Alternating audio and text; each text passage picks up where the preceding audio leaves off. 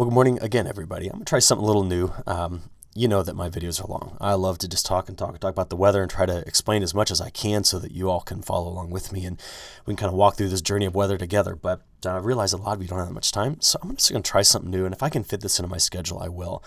We're going to try to crank out a forecast every morning that hits all the high points in under 4 minutes. So let's see how we do. You've been looking at a map that shows the last 72 hours of total accumulated precipitation. This has primarily been from one system that started in California last week that's moved itself east. And what's good is it brought some rain to some places that desperately need it. The problem is the pattern after this loses its momentum in the Pacific, comes across the United States like this with the jet stream to the south, the subtropical jet running like that, which means a lot of convergent flow, drier conditions coming into this area, and no strong flow coming into the west. What you see right here is coming in with a little bit of snow. Now, with this whole pattern doing this, we're going to finish the month of November pretty dry, and it's been dry up to this point for much of the United States, and this is just a quick look at your latest precipitation ranks. But as it stands, we do have some winter weather advisories for parts of the country, one here in New England, another one here in parts of the Rocky Mountains getting out here into the plains. We're watching a system exit the East Coast, so there it goes, and we're watching another one sneak right down here along the spine of the Rockies. And as that happens, there'll be a quick push of moisture that comes across the southeast, but a lot of folks may want to know how much snow they're going to get out of this as we go through the day on Thanksgiving. It does spread out into the plains a little bit. Bigger picture overall with this pattern, though, is that through the next 10 to 15 days, we're just going to wait to see if we can drop troughs of low pressure back into the West Coast. That's what needs to happen to get the pattern to get excited across the United States. Until then, it's just going to come in like this, and that's the wrong direction to be producing big systems. If you're in the U.S. and you want active weather, get southwest flow, not northwest flow. That's the main story there. So just having a look at it over the next 7 days, this is our European model forecast for total accumulated precip. Most of this is coming in the next 3 days. This is going to hang out here in the Gulf for quite some time, and what you see up the East Coast, most of that's happening right now. So not a whole lot happening, and just to compare it to the GFS, that's what you've also got here.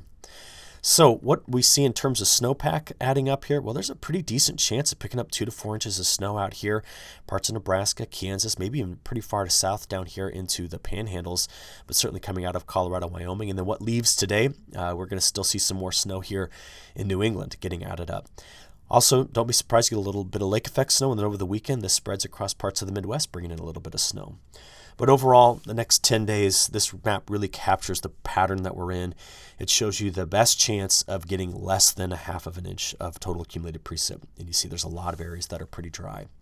We do question if getting into week 2, the pattern changes, the jet extends, starts to increase the chances of precip here. Once we get out there past the 5th and the 6th of December, does that give us better chances of having a system roll across the country, or does the subtropical jet just continue to dominate across the southern United States? On the temperature side of things, we did see the frost line dip a bit farther to the south. Got quite a bit of cold air coming down the spine of the Rockies. And if you're out here in parts of the Central Valley of California, beware, temperatures are getting down into the low 30s, which is very important for the crops there. But the way to best capture it is just take a look at these 3 maps all stacked up next to one another. Next 5 days, watch the cold air come through here. It's going to replace 60s today with 30s tomorrow in this part of the plains. You then see the colder air expanding to the east day 5 through 10. But this is what we're going to be watching. Can we push that warmer air farther to the east, reset the pattern, get a trough in the west? That will be the big story as we go deeper into the forecast time period. In the southern hemisphere, new data just came out from GRACE. This is a satellite-based estimate of root zone soil moisture. It continued to go much drier here, where they're off by about 5 to 6 inches on average across a big section here.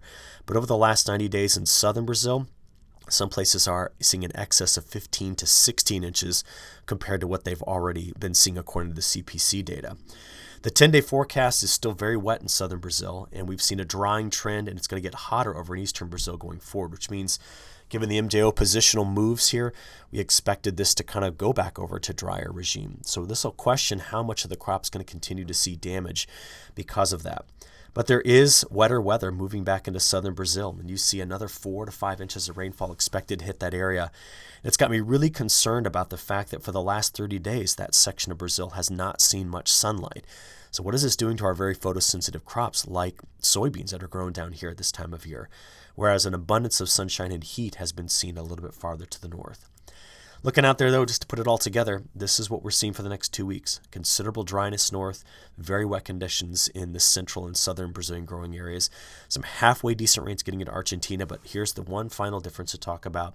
The extent of the wetter weather is moving a bit farther north into Mato Grosso do Sul and up here through, Sao Paulo and getting into Bahia. That's it. We'll stop there, and I'll talk to you again soon. Thanks.